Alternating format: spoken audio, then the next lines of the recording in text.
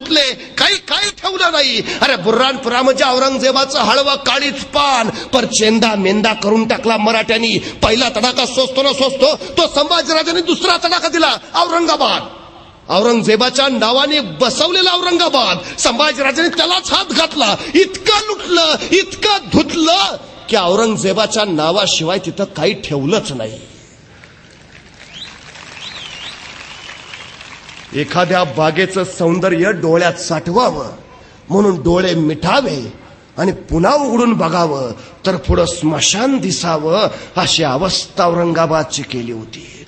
औरंगजेब चरफडला, भयान वैतागला. पण त्याच वेळी त्याला तिसरा तडाखा बसला. दस्तुरखुद औरंगजेबाचा मुलगा, त्याचा शहजादा अकबर औरंगजेबाच्या विरोधात उठला आणि सरळ आला महाराष्ट्रात. कारण त्याला माहिती आहे या पुऱ्या पुऱ्या पुऱ्या हिंदुस्थानात औरंगजेबाशी झुंज घेईल असा एकच मर्द सर्जाय, संभाजी.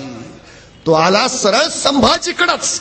औरंगजेबाला दुसरं कुणी नमू नाही शकत, औरंगजेबाला दुसरं कुणी झुकवू नाही शकत, औरंगजेबाला दुसरं कुणी मातीत गाडू नाही शकत. एकच संभाजी.